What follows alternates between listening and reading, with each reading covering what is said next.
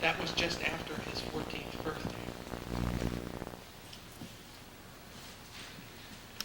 During the period from 1939 until 1942, as many young men did and young women did in Europe, he was a member of the Czech resistance, but also performed some what one might call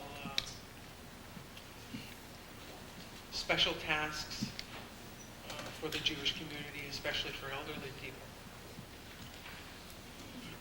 He spent the years from 1942 until 1945 in several concentration and death camps, and our students are well aware of some of his experiences from reading his reflections. After Dr. Steiner returned to Czechoslovakia, but had to leave again because he was once again living under a totalitarian regime when the communists took over Czechoslovakia. Following his emigration to Australia, he received his BA degree in German literature and psychology from the University of Melbourne. Then he went to his third country when he emigrated to the United States. He continued his, he received a master's degree in sociology at the University of Missouri at Columbia, and then continued his studies in sociology at the University of California at Berkeley. Dr. Steiner eventually earned a Ph.D. magna cum laude in sociology with minors in psychology and psychopathology from the University of Freiburg in Germany. He joined the faculty at Sonoma State in 1968 and served as a professor in the sociology department for 25 years. In 1993, he became an emeritus professor. During his productive at Sonoma State, Dr. Steiner was the recipient of 2 Fulbright senior scholarships and also served as a Humboldt research fellow at the University of Freiburg in Germany. He has a significant number of publications, including his book, Power Politics and Social Change in National Socialist Germany, a process of escalation into mass destruction. His writing has been included in more than 6 books, and he is the author of a great many articles which appear in professional journals. His work has been published in English, in German, and in Czech. The subjects range,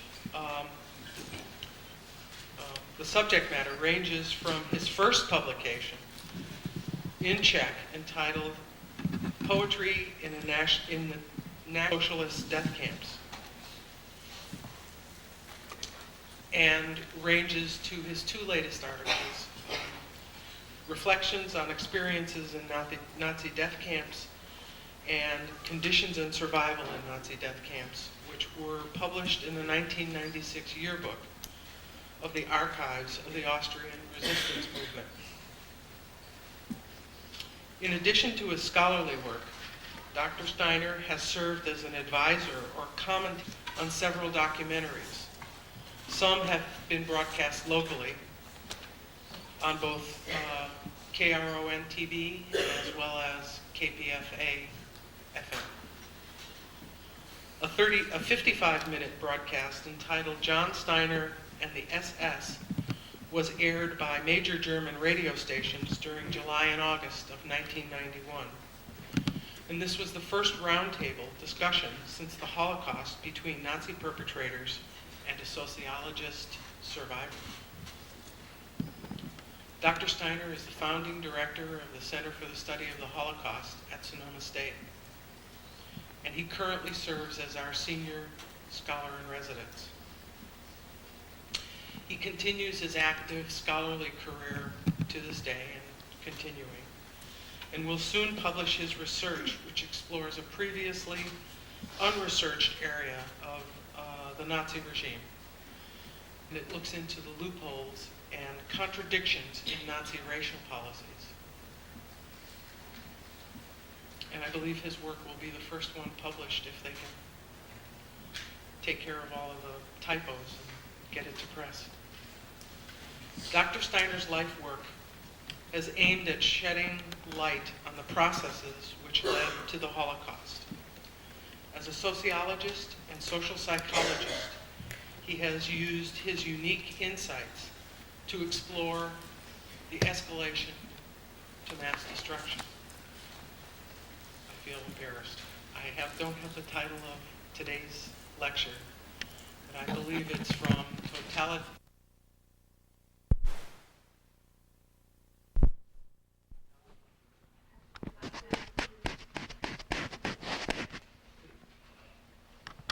From totalitarian ideology to absolutist social structures. Oh, wait, absolutist ideology to totalitarian social structures. Please forgive me. It is my great honor to present to you John Steiner.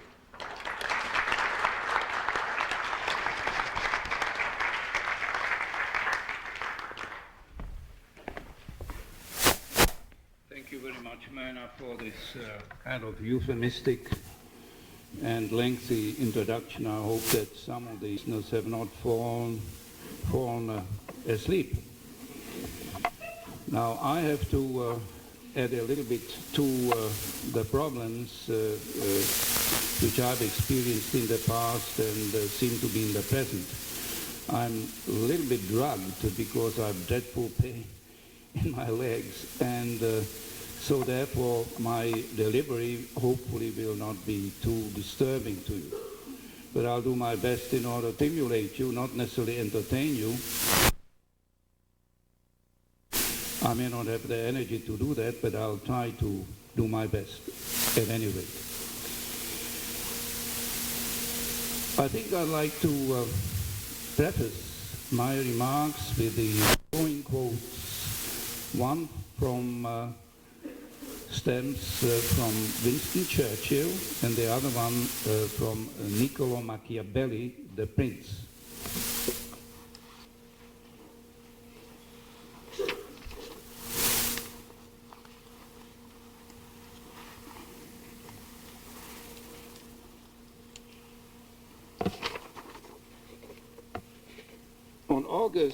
On August 24th, 1941, in a broadcast to the nation, Winston Churchill said, "We are in a presence of a crime without a name." And I think that designation, captures what I have felt when I was in the camp and when I tried to make sense out of those things which by the Nazis were not defined as crimes, because they said we are really doing something which is in the interest of the nation, which is everything else but a crime, but we are very patriotic Germans because we are cleansing the impurities from our nation. So I prefer that title, what Churchill said, because I think he captured something which is so unspeakable, so unbelievable, and so difficult to capture, that indeed presence of a crime without a name is more appropriate than any other titles I can think of, including when we call it Holocaust. Now, Niccolo Machiavelli in The Prince, and that is one thing which I've been studying for many years on many occasions and many times, because I used to teach the sociology of power, which Myrna unfortunately attended because she was, I think, doing something else at that time. And he tells in this particular passage, which I picked up, is if the ills that are shaping up in the present if the ills that are shaping up in the present are recognized in advance, and this is an art possessed only by the prudent, they can be quickly remedied. But if not being recognized, they are allowed to grow until they are evident. There is no longer any remedy. So what he is really saying here, we have to be very careful and alert to be able to read the writing on the wall before it is too late. And I think these two things will tell you a little bit more about certainly my motivation, why I do what I do and stand before you here, as well as what our co-workers are doing, although some of them may have different motives, but I can identify with that particular motive because what you will be seeing in this documentary, and I'll introduce that in a second, or in a moment, because a second would be inaccurate to say, you will find that those, namely the survivors, who had the fortune or misfortune, and at times I'm not at all clear that it was very fortunate to survive. And I'm quite serious about it. I'm not just fishing for any compliments, because I haven't had a very easy life ever since, as you might imagine, and some of that you may have read in the Blue Book. I felt that I'm obligated, and obligated in view of my experience, and hopefully in view of some of my reflections, which might sensitize those with whom I'm in contact to become more alert, to be more open-eyed, if you will, to the signs which may indeed be an advance notice that things are escalating. And that is precisely why I stand in front of you, and that's why I sweat blood writing these things which some of the people have read, hopefully with some benefit.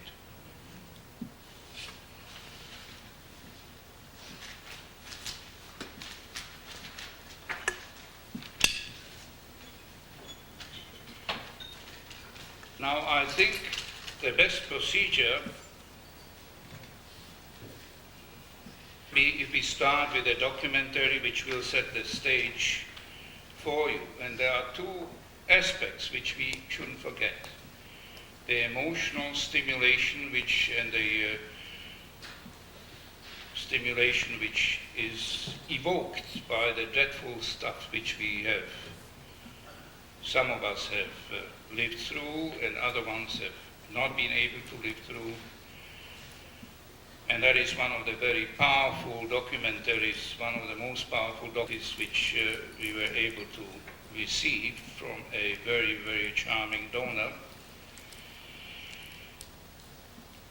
These sort of impressions will stimulate your emotions, but merely to be upset. And I've had just a student before I came here to talk to, and she said, I have a very hard time dealing with the dreadfulness, the ghastliness of what is this genocide, Holocaust, Shoah, whatever. And it has become increasingly more difficult for me to deal with that. And I said, I can understand it exceedingly well. And it also reflects on you, namely that you are not insensitive, but very sensitive, and respond in a way which will or may motivate you to really do something about it. Stand up and be counted. But in order to do that, we also have to understand the meaning of all that. How does such a thing, such a terrible thing can happen? How do these things come about? And that to me is very important, because without that understanding, just to emote, if you will, and not to understand some of those details as to how they come about, how they can happen to millions, and what they can do to many, many millions as a consequence, will be pointless. So to dwell on it and weep and carry on and be depressed is not going to bring about any change. And therefore, the intellectual aspect, the holy alliance between emotion and intellect, needs to be developed in order to bring about some meaningful change. Because otherwise nothing is going to change. And as you have seen, too little is being changed. What really has changed? We still have genocides going on in the world, and no one seems to be dreadfully disturbed about it. Why? Because the social distance between us and those who suffer is so great that we don't relate. And we have to find means and ways to bridge that gap so that we will have the empathy, the emotions, and the fortitudes, and the will, the motivation to lift a foot, as they said past in the Middle Ages, and do something about it. Today we say lift a hand and do something about it. Because if we just simply talk and don't act, talk comes cheap, and nothing is going to change. And there are a lot of talkers.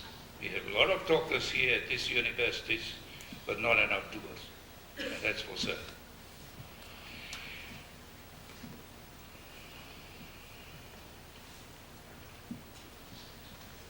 So what you're going to see is a fragment of an original documentary, which I wanted to show you today. Unfortunately, something happened to that old, over 50-year-old footage, and it got severely damaged, and we have to find some way in order to repair that.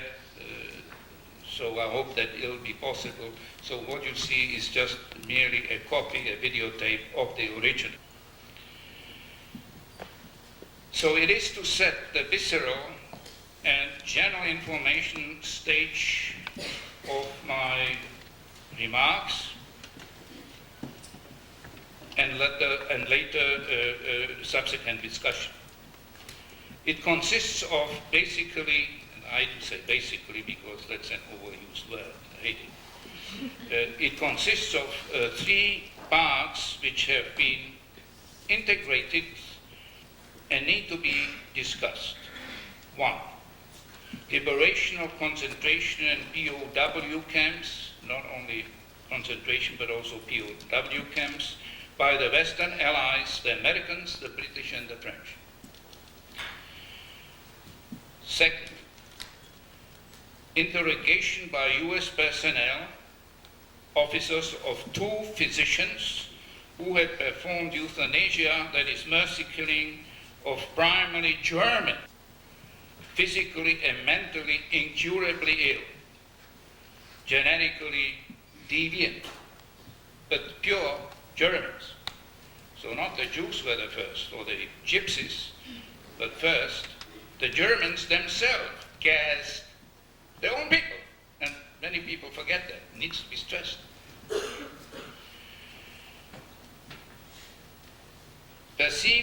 And they were perceived as useless eaters by Nazi authorities. Useless, that's what they said, translation from the German. Finally, the inspection of liberated concentration camps by leading US generals, Dwight Eisenhower, George Patton, and Brad, that is Omar Bradley, General of the Army. The only one who was not was George Patton. Didn't make it. He only got a 4th star, and he didn't feel good about it. He wanted a 5th. So, while this might be very difficult for what you do, I would suggest that you might want to record your response to what you will see. And I have just a few suggestions. What emotions and thoughts have been evoked by you viewing this documentary, number 1. Number 2, how did people get into this situation in which you see them? That's number 2. Number 3, What can we learn from it? How can we interpret and better understand what is seen here? Could it happen to us here? Could it happen to us? Now, coming back to myself, is in my wildest nightmares, I never would have thought that this could occur, but it certainly happened to me and to my family and most of my friends, none of whom, with the exception of my father and my aunt, his sister, have returned. And that is one of the things which very few people can appreciate, and you can just think about it a little bit, reflect on that. How you would feel if you would, one by one, lose your relatives, and then stand by yourself alone in this world, naked. And I'm saying that symbolically, not physical. How would you feel about it? And to some of us who are younger, my friend Benko here, he was of that age, we were children. Our umbilical cords were not cut at that particular time, and that did something. We don't have any relatives. We don't have too many friends because, you know, we are untouchable. We are bad news to very many people. So we are not exactly blessed with many friends because they stay away. Who wants to put up with someone who probably is half crazed, went through hell, and is going to bother me with ideas which I'd like to escape from? So that is something which you should think about. We have not been very much supported by people because they don't think about it. They don't think that far and think, well, he survived, he must be very strong, everything is fine. Absolutely not. Everything is not fine. All right, so maybe we can see the movie and then I'll have a few reflections after you have seen it.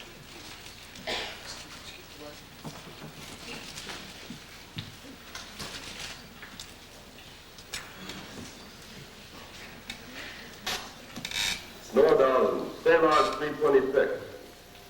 Names that humanity will not quickly forget.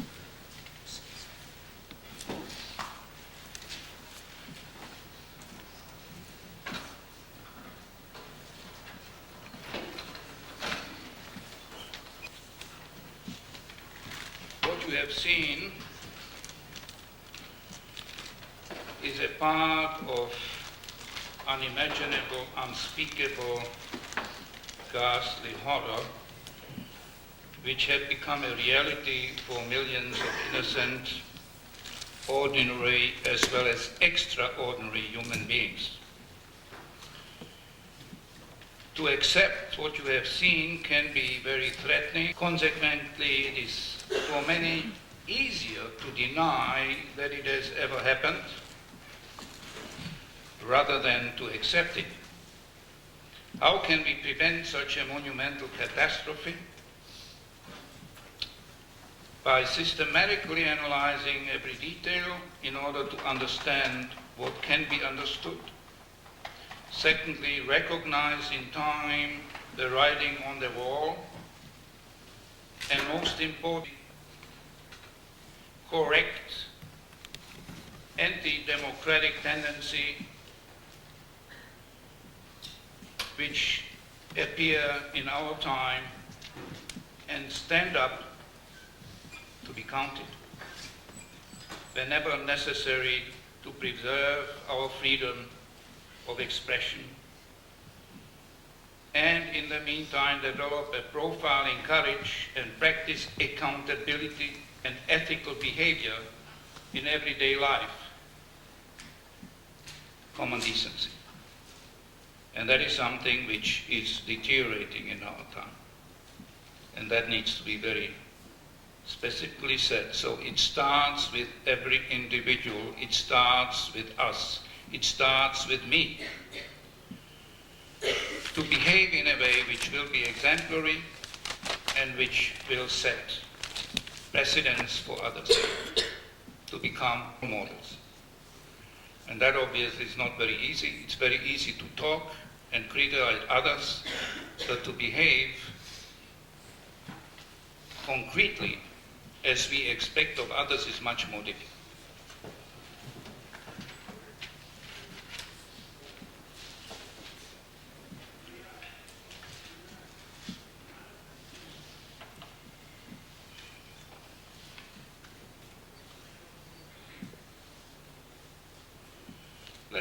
Let's talk a little bit about my motivation, why I'm doing what I do, and just in general terms, and then we get into the specifics so that we can perhaps better understand how these things develop. How do persons become perpetrators? How each and everyone gets into a position, a frame of mind to commit evil acts. That has been one of my major concerns ever since I have survived 5 death camps and numerous other agonizing experiences, which include imprisonment and torture, but to be sure, short by the communists in Prague after the war. And that's one of the reasons why I've left, because I couldn't keep my mouth shut. I still can't. Now permit me to share with you some of my findings and observations which may assist in gaining better understanding of the escalation of violence and, if acted upon, contribute to the prevention of genocide, which is my main concern. Because a mere search of documents in archives and other readings of pertinent materials did not provide answers which would have satisfied me, I decided in the late 50s to return to my tormentors, more specifically perpetrators in general, directly or indirectly responsible for the terrible suffering and countless death of innocent human beings, which included my family, as I said before, and all my friends. In point of fact, I'm the first and perhaps the only survivor researcher who has interviewed and tape-recorded dozens of former members of the SS and other high Nazi officials and their families, collected their autobiographic accounts to fill in carefully designated questionnaires, about 1,000 questionnaires, to be specifically 1,000 questionnaires, which were sent to various members of the SS, and I received a return of almost 50%, which is supposed to be pretty good. I've even become, to some of them, a friend. Why? Because I thought I'll interview them and that will be it, but they wouldn't let me. And some of them really wanted to continue a relationship and considered me to a friend, as strange as it may appear. So what are we dealing with here? In essence, sociological, socio-psychological perspectives on perpetrators of the Holocaust, the role of situational pressures, personal dispositions, and their interactions as described by some people, one of whom is the psychologist from the East, well-known psychologist Thomas Bass, who wrote in his article published in the Holocaust and Genocide Studies in spring 1993, in which he, among others, sums up some of my findings as follows. And why do I cite him? Because I think it'd be more objective than if I sound my own horn. That's always a little bit odious. And he says the following, and I'm quoting: John M. Steiner, a sociologist and a former inmate of 5 concentration, studied a large group of former SS officers and men as participant observer at their reunions, meetings, celebrations, and in their homes. Altogether, he interviewed 300 of them. Well, that's inaccurate, but you won't waste time with that. And smaller numbers gave their life histories and completed questionnaires. Based on this research, he described a psychosocial type which manifests itself only under environmental conditions.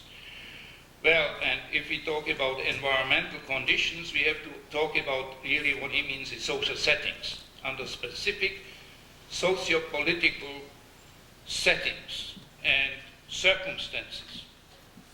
Specifically, Steiner proposed the concept of the sleeper, who lies dormant under circumstances or specific events will activate him or her and produce behavioral traits not as before. And that is something exceedingly interesting. I found that I always was amazed that under certain circumstances I thought I knew people who behaved and interacted in a way which seemed to be exceedingly harmonious and nice. And under different circumstances, especially under stress, you felt that this person was a totally different individual.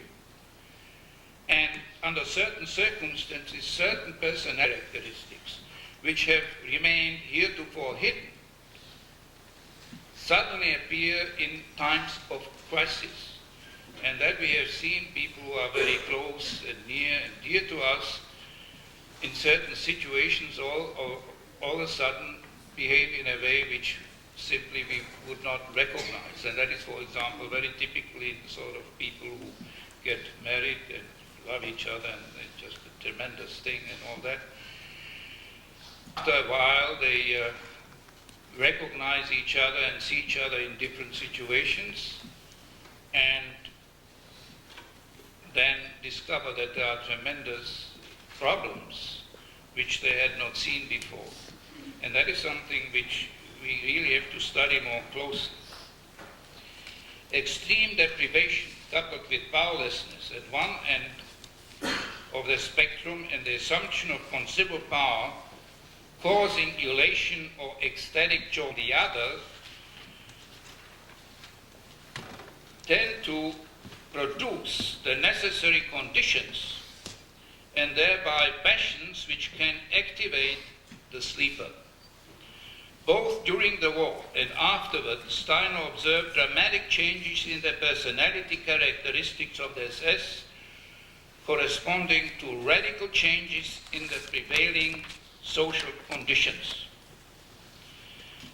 The sadistic or authoritarian character, who may have played a meek or even friendly role under one set of circumstances, may become an absolutely destructive individual in a totalitarian, terroristic society in which aggression is rewarded.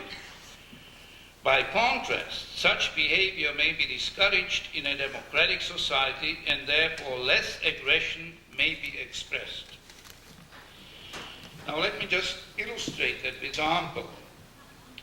The first person I interviewed and who was suggested to me would be a very good, so to speak, client to be interviewed was a namesake of mine. His name was Felix Steiner. And he was a general in the SS. And I've told you before that I was dissatisfied with just simply studying documents, but wanted to really see how people interacted and what made them think, people who were responsible for the countless deaths. So the first person was a senior SS general. And it was quite nice that he had the same name, because I called him and said, my name is John M. Steiner, and at that time I was at Berkeley, a lecturer at Berkeley, and that's how I wound up here for some reason or another. And so he said, that's very interesting, what can I do? And I told him, well, I would like to interview you because I'm studying the SS. I would find out, you know, what happened actually. I would like to get a story from your side. And said, well, that's very interesting, and I'll be very happy to talk to you. Why don't you come and set a date and all that? So then the date came, and I went to his place, which was in Munich, a nice, very beautiful apartment furnished with antiques, and I'm very much always interested in antiques. now I'm an antique myself, or almost. And so with some degree of trepidation, I came to that particular door of the apartment and rang the bell, and the ring rang the bell, not the bell. And above that bell, there was a small notice, Felix Steiner, author. Not essays or anything general or anything, author. It's interesting, handwritten, not printed, handwritten, but interesting. So I rang the bell, and of course the only experience I've had was the one I've had back from the concentration camps, from the death camps. So with this sort of experience, with sort of knowledge, I approached that person.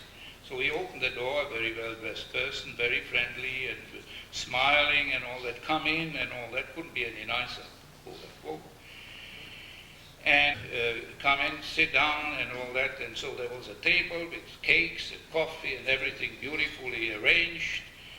And so we entered into a very easy conversation, and I just couldn't quite come to terms with it because of my memory. And now you have a person who is exceedingly polite, civil, hospitable, interested in you as an individual and all that. And the same person was responsible for waging a war, as general, for Hitler, and was one of the last person who was supposed to defend Berlin at the end of the war. So then I started to think about how is it possible that someone can lend his power, his interest, his doings to these sort of destructive acts, and yet under different circumstances be the most charming, hospitable person in the world. And that started my interest, and I developed some relationships with these people, and this general, who was a very influential and powerful person, handed me to other people, and that's how I was accepted and was able to interview countless of other SS people who then were willing to see me, because the most senior persons supported my endeavor, including helping me with the questionnaires, because otherwise if I would have come there cold, they would have laughed at me. And that way he wrote a letter of introduction which opened the doors to all the other people, so that anyone who received a questionnaire by mail was also given his recommendation, written recommendation, and therefore I received so many returns which otherwise I never would have received. That much for an introduction, and let's go into the more specific now.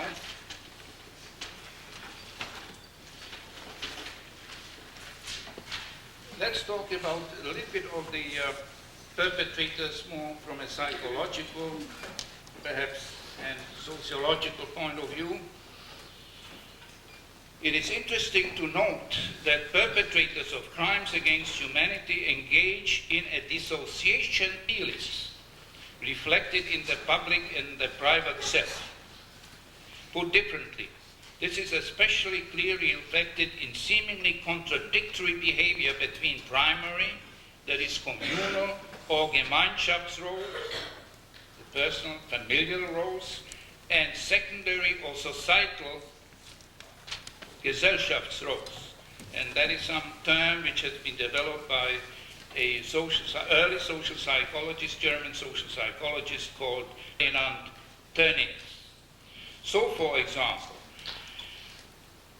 these people may be expressing feelings, love by caring and be responsive to family members and friends, and affectionate to domestic animals on one hand, and initiate or participate in acts of mass destruction on the other.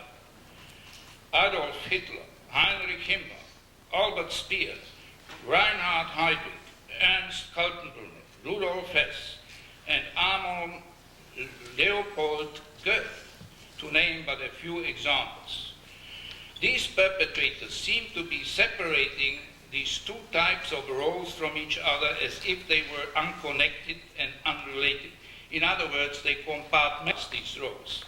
One was more and more isolated from the other, therefore they were fragmented personalities, what we call in psychology fragmented personalities. To illustrate, there seems to have been no conflict in the mind of the commandant of the concentration and slave labor camp Plasov, SS Hauptsturmführer, equivalent to Captain Ammon L. Goeth, when he, in one of his typically erratic extempore executions in late summer of 1944, took out an inmate female filing clerk, shot her, and shortly afterward dictated to his Jewish inmate secretary a letter to his father expressing his filial concern for an allergy which had troubled the old man that spring. And by the way, Ammon Goeth was an Austrian originally from Vienna, and this letter was also directed to Vienna. Similar sentiments and concerns were expressed by Commandant of Auschwitz in his autobiographic writing, edited by a man called Professor Martin Roschat, by the way, that has been translated into English, and I very much advise you to read that, because then you really get an insight in terms of how their feelings and thinking, which will be very, very interesting and perhaps insightful. Such behavior was possible because SS purpose viewed those whom they violated as different, unequal, inferior, not worthy to live, all of which was reflected in National Socialist racial ideology. They compared their victims to vermin and viewed them as rats or germs which needed to be exterminated. Without such a view of the world, justifying extermination of people regarded as different, initiated by those in decision-making power, acts of this nation and mass scale would not be possible. What we also see in the above described behavior is a reflection of an increasing dissociation between rational thinking, feeling, and willing, the opposite of a holy alliance between intellect and emotion. And that is precisely what I said earlier just a moment ago, namely the fragmentation. This is also an ominous feature of present time, I would say, that increasingly so.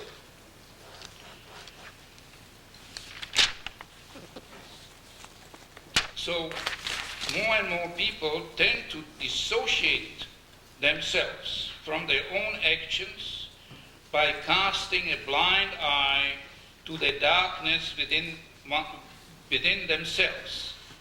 Hence, ruthlessness is also no longer viewed as an objectionable behavior.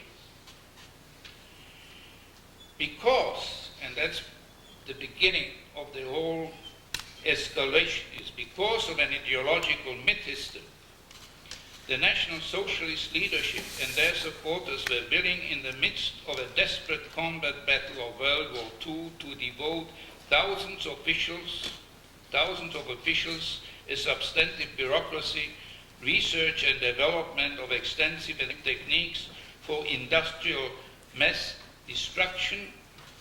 They used resources of much-needed railroads in the war effort for movements of troops and raw material to the mass killings of a mythical, and I repeat, mythical enemy. All these utterly illogical and uncritical activities carried out were devoted to mass annihilation of a fictitious foe, not yielding any military or economic benefit, but only served Hitler's absolutist ideological precepts and those of his cohorts. These extermination camps and activities carried out by the Einsatzgruppen were equipped with modern destruction technology for methodical,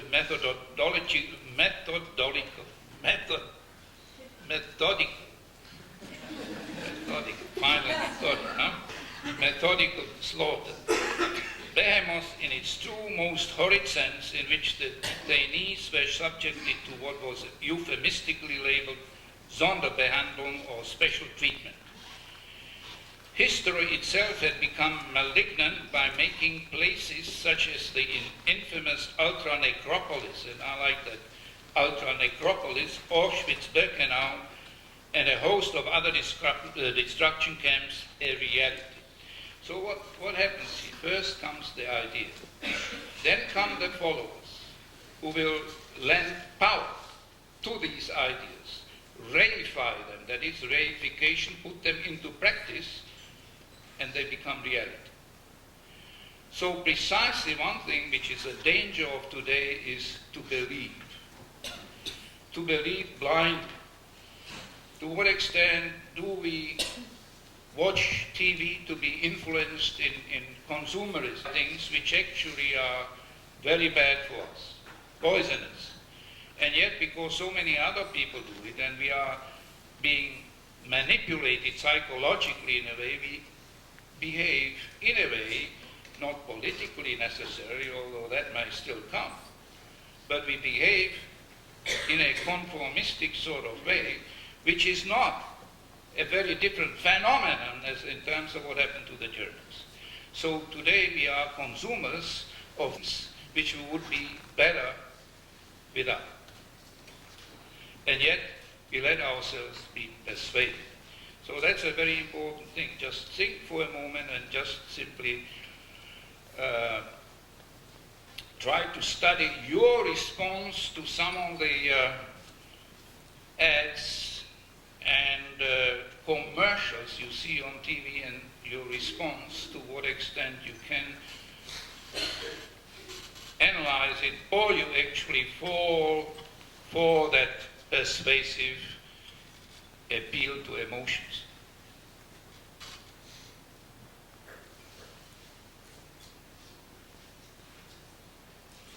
There are 5 major groups of people who have aided Hitler's crimes against humanity to make it a reality, and in the process became guilty themselves. They were the initiators and desk chair perpetrators, the people who thought out these ideas, who ordered and oversaw them. That's number 1. Number 2, the perpetrators responsible for directly carrying out the killings. The henchmen, if you will. I like a better word, which is also starting with H, and we'll come to that. Thirdly, the accomplices assisting the perpetrators, such as the railway officials transporting multitudes to death camps. Fourthly, fellow travelers who either overtly or covertly condone these actions, and in one way or another may also benefit from them. And fifth, indifferent bystanders, who were not moved what they saw, because most of these people had in their neighborhood some Jewish neighbors. How did they respond when they suddenly disappeared and their apartments were sealed? And that is one interesting experience which I'd like to relate to you as kind of an example, as an illustration. The first time I returned to Dachau was when it just started to be a very limited sort of museum. And they had a snack bar there and all sorts of things, just unbelievable things, very simple. And I went there, and all these things were just small exhibits, were small glass covers. It was very little. And then there was next to me, as I was watching some of the things, looking at some of the memorabilia, I had next to me an old German lady, and she asked me, did you know anything about that? Isn't that terrible? Did you know anything? So instead of answering that, because obviously I said, well, did you have some Jewish neighbors? And she said, yes. Didn't you see that they were taken away, disappeared overnight? What did you think about it? And she drew back and stopped, cold, in her tracks. And that was her answer. She answered herself the question. So there is a tremendous degree of repression taking place for very good reasons, because if you see something which is horrible as that, then you are moved to do something about it. And if you don't do it, you have to do something with what you know. So you repress it, because otherwise it's too threatening, because you haven't done anything about it, and you don't want to admit that you are a coward, so you put it aside, repress it.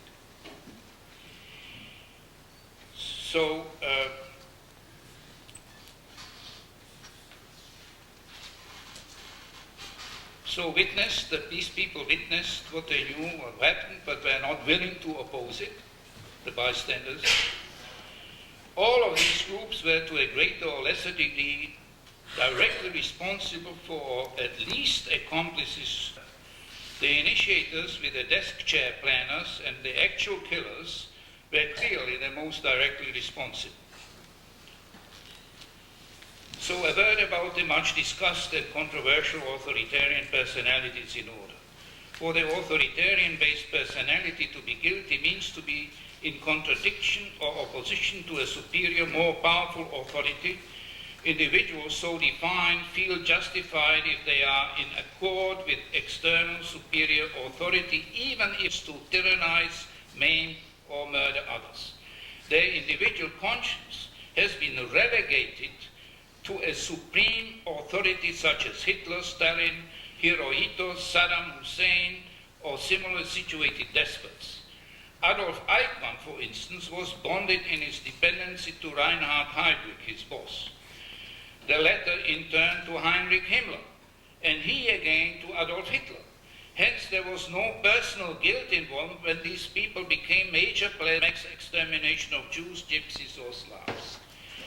In these cases, perpetrator did not need reduced cognitive dissonance, rationalize, that's what it means. We won't go into it because we don't have enough time in terms of what it really means, reduce cognitive dissonance, because it's rationalization, justification, because they did not act on their own initiative and thereby felt no need to burden their conscience when playing their occupational role, which earned their master status in existential security, and also because the role was something which gave them a job, a position, a career. So we need to understand that, because on a smaller scale it happens today. But what happens when the chips are down? Then of course you have this sort of scenario which I've been trying back to. Now, there was one thing which remained in my mind and I consider to be exceedingly important for us to make clear. From 1933 to 1945, the Nazis targeted and eventually systematically murdered millions of children, women, and men solely because they, as well as ancestors, had adhered to the Jewish religion. This monumental tragedy is popularly known as the Holocaust, and I'll go over that again just in case you haven't got it yet. A Greek word that means complete destruction by fire. The word Holocaust evokes the memory of the gas chambers and crematoria of Auschwitz-Birkenau, as well as other destruction camps where the bodies of victims were incinerated, and some of the things you've seen in this documentary. This genocide is also remembered under the name of Shoah, which is the Hebrew word for catastrophe. Shortly before his death, the German Czech rescuer and close friend of mine, who also came to give sat on panels and lectures, gave us his view. Mr. Otto Springer, who was an engineer, wrote in his memoirs, unpublished memoirs. I was always intrigued, and that I think is exceedingly important because it gives us an insight which we might not get from anyone else or any other source as clearly. and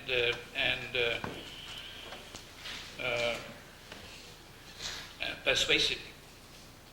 I was always intrigued by the question, how could seemingly normal people become killers? Once I got an interesting answer in a camp in Upper Silesia, where he was working later. I asked one of our guards, pointing at the big gun in his holster, "Did you ever use that to kill?" He replied, "Once I had to shoot 6 Jews. I did not like it, but when you get such an order, you have to be hard." And then he added, "They were not human anymore." That was the key. You call the victims and take away his dignity. You restrict his nourishment and he loses his physical beauty. And sometimes some of his moral values. You take away soap and water and say, "The Jew stinks." And when he is reduced to the skin-covered skeleton, you have taken away his humanity. It is easier to kill non-humans than those who appear to be human. Tremendously inspired. Tremendously inspired.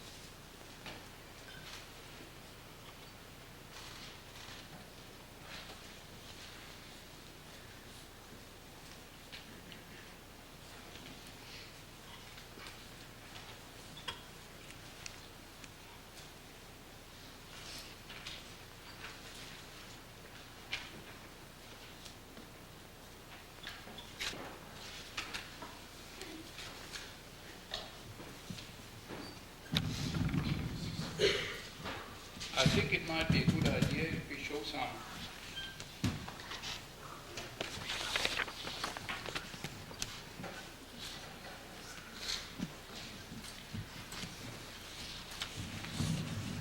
charts which might help you to better follow what I have said.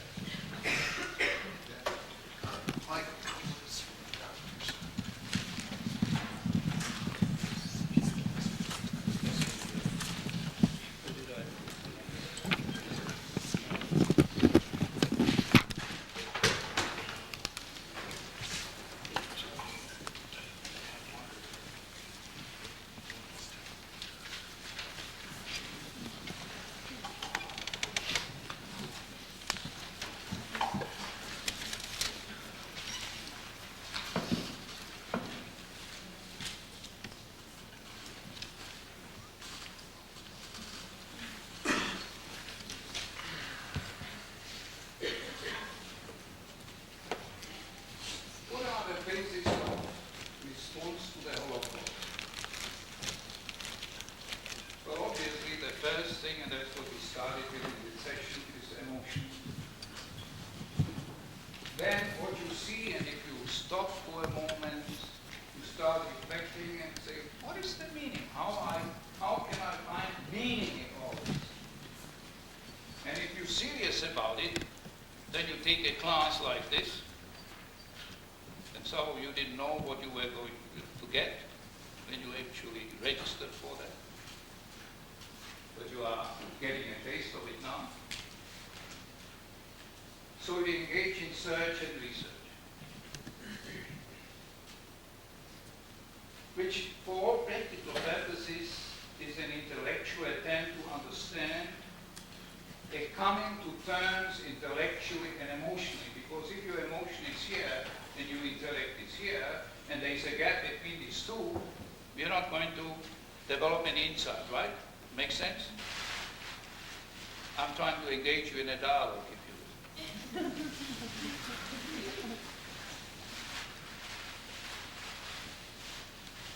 So that is one thing, that is the process of understanding.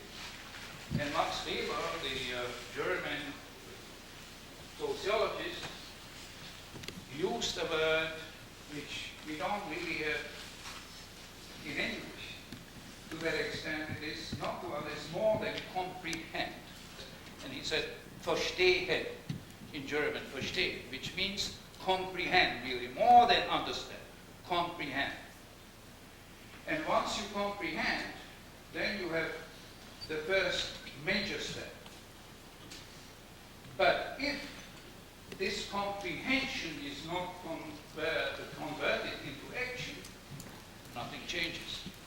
You may have some knowledge, but reality is not going to change. So, once you act upon what you have comprehended, you may have to develop a profiling courage, because you may be saying things which will not be politically what? That's right. And therefore, the chances are that you will not be the most popular person in the world, and people will not be of dreadful support to you. And that needs to be made perfectly clear, because if we don't actually follow this sort of step-by-step development in our knowledge and emotional, intellectual comprehension, nothing is going to change.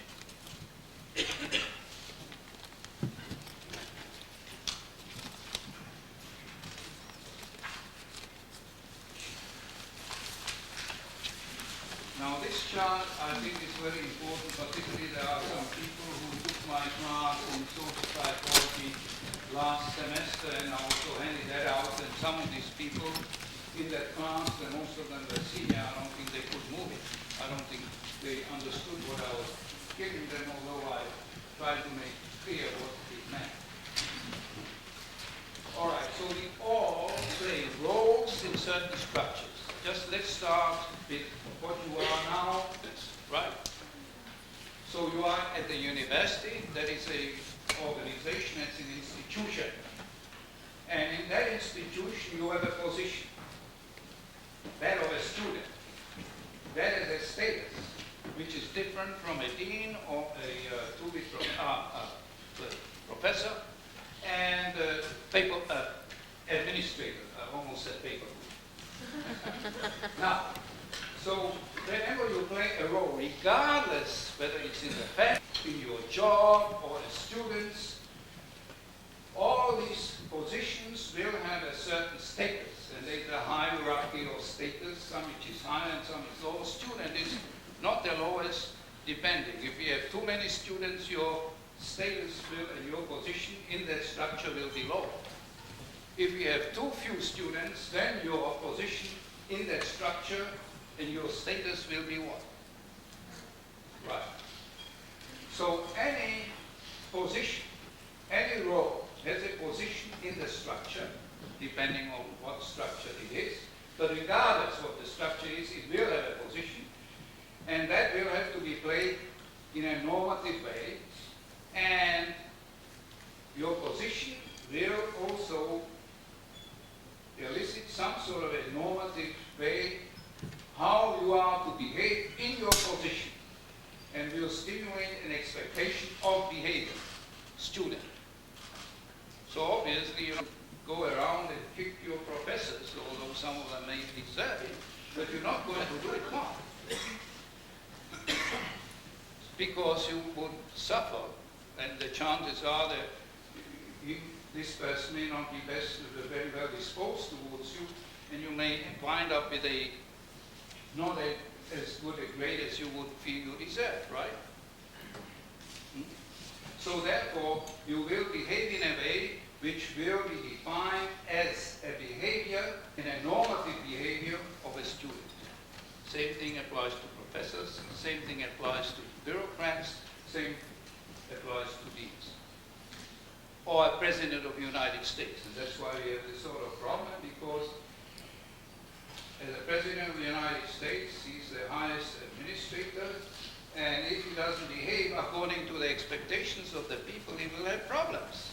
Not only to be re-elected, but also be possibly impeached. I'm not really saying, but anyway,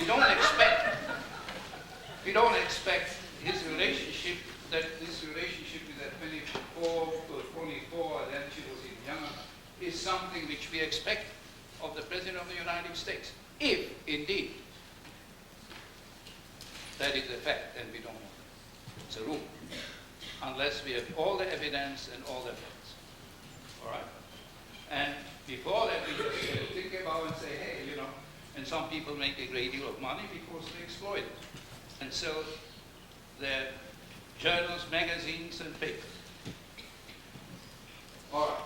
So therefore, the structure is only working if the people, the blueprint of behavior is picked up so that all the people will have their place, role, and all that. And then, of course, every structure has a philosophy, its purpose, its ideology. Now, let's turn to national Germany. This structure in a democratic society is very different. It's a different knit social structure in a democracy than in a totalitarian state. And that should not be underestimated by virtue of the fact that in a democracy we can get into a role and out of a role. We can assume a role without too much of a problem, and if we don't like it, we get out of that role and out of the... In a totalitarian society, you can't do it. Because in many cases, if not most cases, you are assigned a role and put into a structure and have to behave in a way in which you will be accepted and rewarded. Because if you don't, you'll be sent to a concentration camp.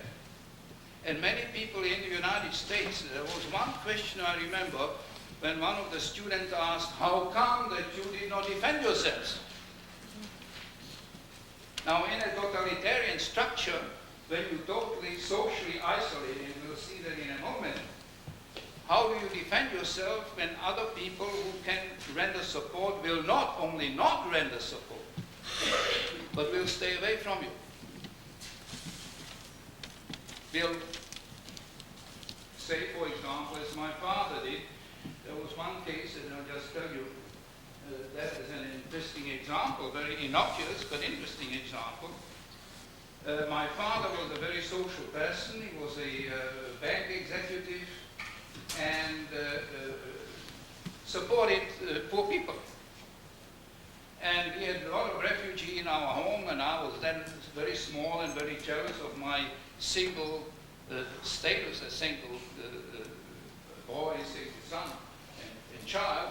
And so they came and they were refugees from Nazi Germany, as a matter of fact.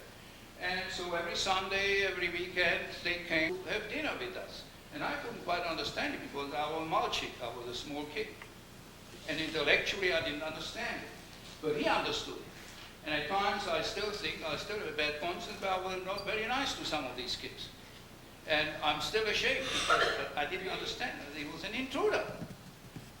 A refugee, that didn't mean anything to me. That didn't mean, there was no meaning in the term refugee for me at that age.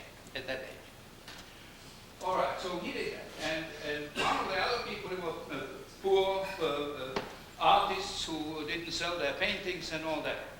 So after the Nazi takeover of the rest of Czechoslovakia, in the street he met one of the artists. He gave a lot of money, who was also teaching me painting, which was, you know, a rather difficult thing to do with the person, the lack of talent. And he did that. He knew that I didn't have that much. I kept on painting castles, you know, and all that. Just boring for the poor teacher, the artist teacher. So anyway, so he met him in the street and said, "How are you, Mr. Brinker?" was his name. And he said, "Can't talk to you. Can't talk to you, too risky." And the man, my father, had supported him for years financially. But that was typical. Mr. Brinker was not a typical coward, but most of the people were cowards. Because it was not good for your health to associate people who happen to have a relationship in the background which was not acceptable by National Socialists. And that is just a small thing. Therefore, these totally isolated. We are all totally isolated because no one really, we were untouchables in the real sense of the word, because if they touched us, they were in trouble. or they could be in trouble. So therefore, those people who rendered support risked a great deal. And these people were true altruists, the rescuers, who, in spite of all the risk, supported people, and in many cases, or in a few cases, depending on the circumstances, saved the lives who were persecuted. So, let me just sum up. A norm is an expectation of behavior. And a norm, obviously, is going to be much more strict in a totalitarian society than in a democracy, right? The status is a position in a structure. Right? We all have positions and a status in a structure, whatever we are, in that particular structure, and that may differ. For example, I may be a professor here in this institution, which may or may mean much, but if I'm going out and in some sort of a cafe or so, it's not going to help me any, because I'm not going to be served any better than any other customer. The chances are. You disagree? Oh, I just thought. Okay. So, a role is a norm or a status. So the tendency is to focus on status, role, prestige, the way role is, and less on esteem, personality characteristic reflected in how the role is played by the individual, different from all other individuals. So in our society, esteem is not very high, but prestige is very closely linked to status. And if I have a lot of money, I have status, and therefore prestige, even if I am not the nicest person in the world. That's why professors can be kicked about. They don't have much money. Right. Can you get up? Yeah. You all right?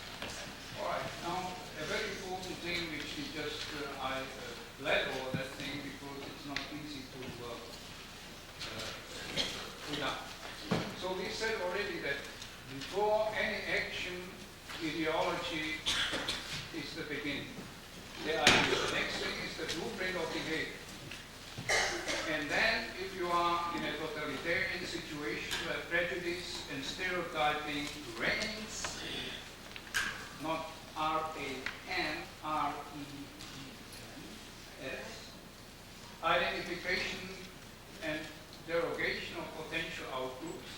They have to be identified, and usually, traditionally, there are some specific people who we stereotype and who are subject to our prejudice. Devaluation and dehumanization of the outgroups.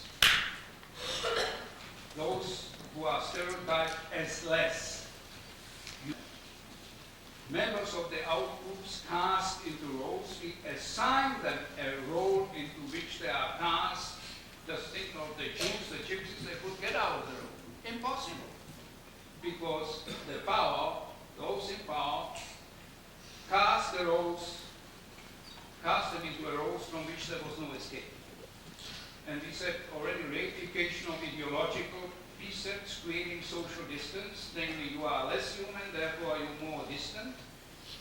Degree of ideological identification, concern, compassion with outgroup members as measured by social distance. The further they are away from the in-group, the less concern they merit, and therefore they can be written off. Discrimination, aggression, and escalation of violence directed against outgroups, in extreme cases of extermination and genocide. That is being justified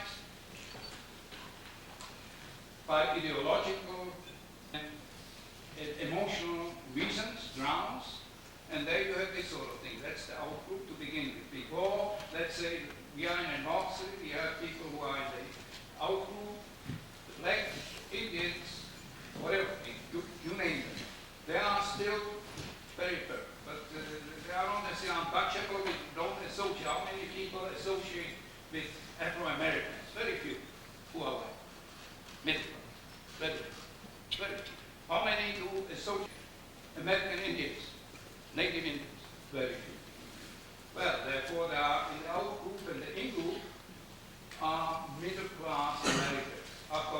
middle, and low middle. They tend to associate with each other.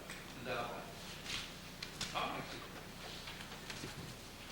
okay, so in case of a totalitarian society, they are being expelled out of this peripheral condition, out of that particular circle of humans, body of humans, as accepted, or in that case, unaccepted members of society. The greater the distance, the more we will treat them as if differently from the way we treat each other, who are still part of the EU. So that happens in Nazi Germany. They're expelled and therefore treated in a way in which people didn't really care very much as to what happened to them. All right. How much time? One more, maybe? One more, and then we'll wind it up. I have much more of a program. I actually need 2 lectures, but can't be there. Thank you very much. Okay, and you have a handout of the most important things here anyway. Pathway of destruction is rooted in individuals with their own moral intelligence, and I can say that of my research that these people may have had a very high IQ, but not a very high moral and social intelligence. Now, because of their frustrated expectations, feel a need to create and blame scapegoats, because if you have someone below you, you feel better about yourself, particularly when you feel doubtful about yourself, then your self-image is low. Powerful advocates of discontent declare certain groups foreign to the human community and depict them as subhuman outsiders. Authoritarian personalities, ideologues, true believers act in blind submission to higher authority. People become indirectly or directly accomplices to murder or mass murder through the influence of a totalitarian social system in which roles are assigned, narrowly defined, and in which deviation is made hazardous to life. So who are the people, direct perpetrators, initiators, the people who use an ideology and a blueprint, make a blueprint of behavior, and then build social structure around them which make it a reality. Leaders, members of the power elite who advocate the destruction of targeted groups as the centerpiece of propagated ideology. Racial ideology was the centerpiece of National Socialism. Then you have the armchair perpetrators, inconspicuous order givers, distant bureaucratic functionaries, remote control murderers. And then you have the henchmen, I prefer the word hatchet men. Bans on perpetrators, torturers who are face to face with their persecuted victims, the killers, the hatchet. Now we have some non-perpetrators whose behavior indirectly facilitates the process of mass destruction, the indifferent and only bystanders, the fellow travelers, the opportunists, careerists, profiteers. Now we have this light in the tunnel, the rescuers. You have this different type of rescuers. A, the opponents of the regime, supporters, protectors, providers of refuge, liberators.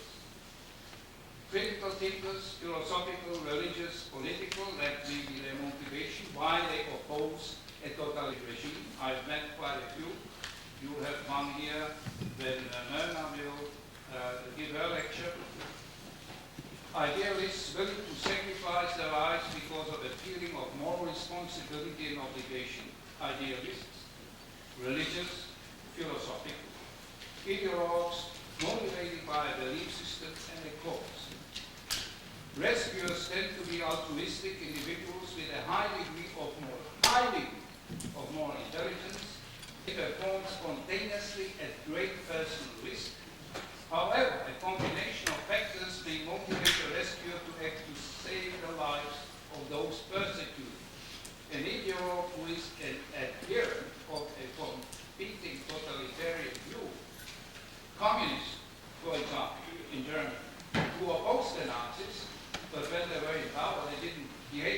much differently, except they didn't have any gas chambers.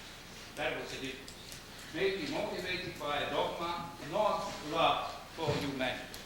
Now the two full-blown rescue altruists had a tremendous love for humanity. And that was instilled early in their life. They were socialized. It was not just something which is genetic, they were socialized. Okay, we don't have much more time for anything else. Any questions? Right. You mentioned when you interviewed that man in Munich, Right. or the people who you interviewed, Right. you mentioned that a lot of them wanted to continue relationships with you and considered you friends, but you never made a comment on what you considered them. Did you develop relationships and consider them friends? Well, my function as a researcher was to see what made them tick. And I focused on them rather than on myself. We had a dialogue, but I simply took what you call the Rogerian approach, which means that you just hold a looking glass, a mirror, to them and say, well, that's what you mean, that's what you are saying, and all that. So I was non-judgmental in my interviews, client-oriented. And that's what you call the Rogerian approach. Because they would say, you me and all that, how can you and all that, I would have just, immediately I would have pushed them into a corner and I would not have gotten anything out of it. But once I became more well known with them and all that, we could argue. And many people whom I've interviewed simply broke down and were in tears and regretted, and the majority justified. Majority justified. Professor, did you ever tell Mr. Steiner or others that you were a survivor, or did you tell them Yes. after you had Yes. interviewed them? Yes. Mm-hmm. For example, Hitler's secretary was the senior secretary, Hitler's senior secretary, and with a distance, the most intelligent. She knew my background very well. Before she And not only that, but it was very important to her to know that, because we had a different sort of relationship, and she confessed to me many things which otherwise she would have not told me. Simply because she could understand what happened. Also was feeling very guilty for being Hitler's secretary, in a way.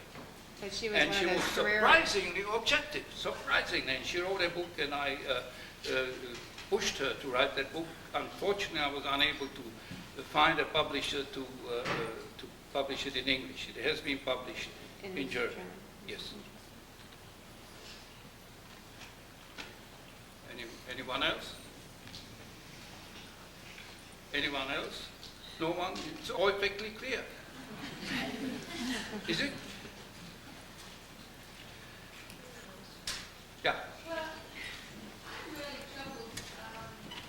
I wonder, are we going to recognize the emergence of someone like another Hitler who comes on the world stage? And I'm particularly troubled by Saddam Hussein, who has used chemical weapons to destroy his own people. Seems to me there's an evil there that is a great magnitude. And are we really addressing that? Well, you see, the thing is, which I'm troubled, you are troubled, I'm troubled. So if you have people who are obviously guilty, and we didn't get to that particular part in terms of people who were guilty of crimes against humanity. Saddam Hussein is guilty of crimes against peace, crimes against humanity, and so on. The man is a political criminal, what we call a political criminal. But to wage a war against innocent people because of him is a terrible alternative, isn't it? So if I'd been in power, I would send in special troops, take him out, and put him before an international court. If I'd be the President of the United States. That's what I would. Get in trouble with the United Nations. As in terms of our standing in the world, we could risk it without really getting into a violent conflict.